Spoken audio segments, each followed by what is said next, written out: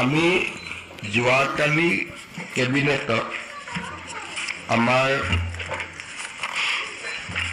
মুখ্যমন্ত্ৰীৰ আয়ুষ্মান অসম যোজনা এই যোজনাখন ৰূপায়ণ কৰিবৰ বাবে আমাৰ বাজেটত 500 কোটি টকা আছিলে তাৰে আমি 175 কোটি টকা ইতিমধ্যে ব্যয় কৰিছো আৰু যোৱাকালি কেবিনেটে 325 কোটি টকা আৰু ব্যয় কৰিবৰ কাৰণে অনুমতি প্ৰদান কৰে ইয়াৰ লগতে আমাৰ অসমৰ শক্তি খণ্ডত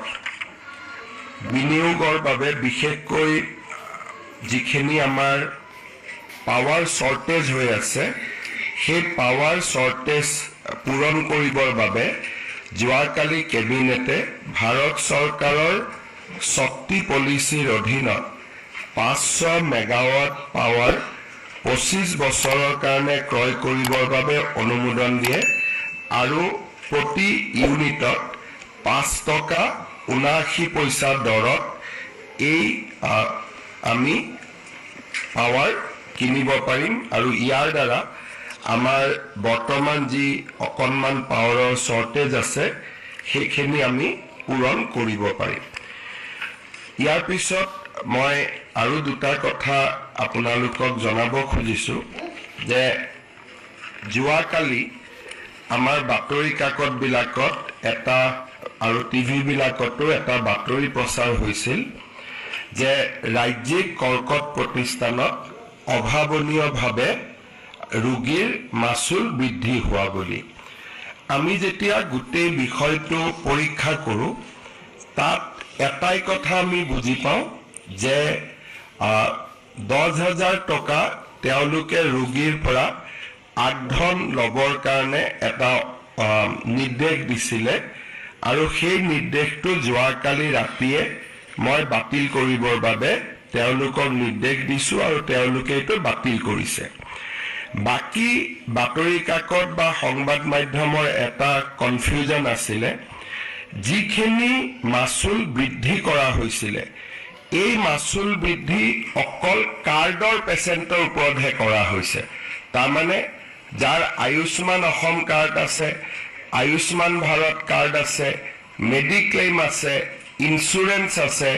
বা কৰ্পোৰেট সেক্টৰৰ পেচেণ্ট আছে তেওঁলোকৰ কাৰণেহে বৃদ্ধি হৈছে সাধাৰণ মানুহৰ কাৰণে এই নন কাৰ্ড হোল্ডাৰ সাধাৰণ মানুহৰ কাৰণে কোনো মাচুল বৃদ্ধি হোৱা নাই আৰু সেইবাবে এই ক্ষেত্ৰত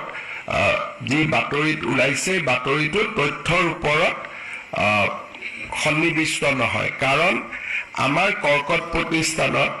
98% পেচেণ্ট 98% পেচেণ্ট কাৰ্ড লৈ হাতত যায় গতিকে তেওঁলোকে কোনো মাচুল দিব নালাগে তেওঁলোকে বিনা পইচাত সোমাই বিনা পইচাত ওলাই যায় এই যি মাচুল লোৱা নলোৱা এইটো ক্যান্সাৰ ইনষ্টিটিউট আৰু অসম চৰকাৰৰ মাজত যদি দাম বৃদ্ধি কৰিছে অসম চৰকাৰে দিব লাগিব যদি দাম বৃদ্ধি কৰিছে তাক ভাৰত চৰকাৰে দিব লাগিব যদি দাম বৃদ্ধি কৰিছে তাক ইন্সুৰেন্স কোম্পানীয়ে দিব লাগিব যদি দাম বৃদ্ধি কৰিছে তাক ONGC অইল ইণ্ডিয়াৰ দৰে কৰ্পোৰেটে দিব লাগিব কিন্তু যাৰ কাৰ্ড নাই সাধাৰণ পেচেণ্ট যাৰ কাৰ্ডো নাই একো নাই বা খালি মাত্ৰ OPDত আহিছে তেওঁলোকে আগৰ দৰে যি পঞ্জীয়ন মাচুল 100 টকা 100 টকাই দিব জেনেৰেল বিছনা 200 টকা আছিল 200 টকাই দিব ICUত 1500 টকা আছিল 1500 টকাই দিব কেবিন হলে 3000 আছিল 3000 দিব শেয়ার কেবিন 2000 আছিল 2000 দিব তাৰ মানে আপোনাৰ মোৰ লগত যদি কাৰ্ড নাই যেনেকুৱা সাংবাদিক এজনৰ হাতত কোনো কাৰ্ড নাই তেওঁ গলে পুৰণা ৰেটটোৱে পাব কিন্তু যদি মানুহজন দুখীয়া হ'ব পাৰে কিন্তু কাৰ্ডখন লৈ গৈছে তেতিয়া কাৰ্ডত আমি এই দামটো বেছিকৈ লম কাৰণ ভাৰত চৰকাৰৰ পৰা আমি টকাখিনি উভতাই পাম সো ভাৰত চৰকাৰে যেহেতু আমাক টকাটো দিব বহালেও গতিকে আমি ভাৰত চৰকাৰৰ পৰা টকাটো লোৱাটো কাৰো আপত্তি থাকিব নালাগে ইন্সুৰেন্স কোম্পানীয়ে টকাটো আমাক দিব তেওঁলোকৰ পৰা টকাটো লোৱাত কাৰো আপত্তি থাকিব নালাগে বা ONGC অইল ইণ্ডিয়াই দিব তেওঁলোকৰ পৰা লোৱাটো আপত্তি নাই কাৰণ তেতিয়া আমি হস্পিটালখন ভাল কৰি চলাব পাৰিম কিন্তু যাৰ কোনো কাৰ্ড নাই সাধাৰণ মানুহ বা আমাৰ কোনো ধৰণে তেওঁলোকে চৰকাৰৰ পৰা সহায় নাপায় তেওঁলোকৰ কাৰণে দাম আগৰ দৰে থাকিব গতিকে মই ভাবো যে 10,000 টকাটোক বাদ দি কোনো নিগেটিভ অৰ্ডাৰ নাছিলে আৰু 10,000 টকাটো আমি তেওঁলোকক নলবৰ কাৰণে ইতিমধ্যে নিৰ্দেশ দিছো দ্বিতীয়তে এইকেইটা দিন বাতৰি কাকত সমূহত কিছুমান নিউজ ওলাই আছে সিদিনাখন এটা বাতৰি কাকতত বাতৰি ওলাইছে যে মিছন বসুন্ধৰা 3ৰ বাবে চৰকাৰৰ কঠোৰ চৰ্ত স্কুল নামঘৰে প্ৰতি বিঘা মাটি দিব লাগিব 2.5 লাখ টকা এইটো ক্ষেত্ৰত মই বুজাইছো যে 500 টকা দিব লাগিব এই ধৰণৰ বাতৰি কিয় ভেৰিফাই নকৰাকৈ ইয়াত উদাহৰণ দিছে এখন ইংলিছ স্কুলৰ নিউজটো যদি ভিতৰত আমি পঢ়ো ইংলিছ স্কুলখন প্ৰফিট মেকিং তেওঁলোকৰ পৰা চৰকাৰে ল'ব কিন্তু নামঘৰ গীৰ্জা মছজিদ বা যিমান আছে গাঁৱত প্ৰতি বিঘাত মিছন বসুন্ধৰাৰ প্ৰিমিয়াম হল 500 টকা গতিকে ইয়াতে আকৌ মানুহক এটা ভয় খুৱাই দিছে যে 2.5 লাখ টকা ল'ব গতিকে মই ভাবো যে আনভেৰিফাইড নিউজ কৰিব নালাগে গুৱাহাটী বা আন জায়গাত যদি প্ৰফিট মেকিং স্কুল আহে বা প্ৰফিট মেকিং অনুষ্ঠান আছে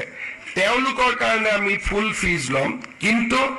আমাৰ গাঁৱৰ নামঘৰ স্কুল অনুষ্ঠান প্ৰতিষ্ঠান এই গোটেইবিলাকে মাত্ৰ মিছন বসুন্ধৰাত প্ৰতি বিঘাত 500 টকা দিব লাগে তাতকৈ দিব নালাগে আৰু সেই 500 বিঘাও আমি ডাটা ঠিক কৰি দিও আমাৰ এমএলএ মন্ত্ৰীসকলে ডাটা ঠিক কৰি দিয়ে গতিকে এই ক্ষেত্ৰতো উদ্দেশ্য প্ৰণোদিত বাতৰি কিছুমান উলিয়াই থকা হৈছে মই ভাবো যে এইটো ঠিক কথা নহয় কথাখিনি মই এবাৰ ক্লিয়াৰ কৰি দিছো আৰু মিছন বসুন্ধৰাৰ ওপৰত মই আকৌ এবাৰ কৈছো যে আমি 24,280টা নামঘৰ স্কুল কলেজ বিদ্যালয়ক আমি দিয়াৰ নাম অনুমোদন কৰিছো ইয়াতে আমাৰ যিমানখিনি অনুষ্ঠান আছে গাঁৱত তেওঁলোকে মাত্ৰ 500 টকা দিব লাগিব নগৰত 258টা মাত্ৰ এনেকুৱা এলটমেন্ট আছে তেওঁলোক যদি প্ৰফিট মেকিং হয় 100% অফ জোনেল ভ্যালু দিব লাগিব আৰু যদি প্ৰফিট মেকিং নহয় তেতিয়া হলে only 30% of the zonal value দিব লাগিব তাকো দুটা ইনষ্টলমেন্টত দিব গতিকে গাঁৱৰ ক্ষেত্ৰত 500 টকা আৰু আমাৰ নগৰৰ ক্ষেত্ৰত যদি নামঘৰ হয় কিবা হয় তেতিয়া হলে নগৰৰ ক্ষেত্ৰতো আমি মাত্ৰ 50,000 টকা ৰাখিছো গুৱাহাটীৰ ক্ষেত্ৰত তাকো দুটা ইনষ্টলমেন্টত আৰু দিয়াখিনিও যাৰ 258টা কেছ আছে যিখিনি প্ৰফিট মেকিং নহয় তাৰো ডাটা আদি আমিয়ে ঠিক কৰি দি আছো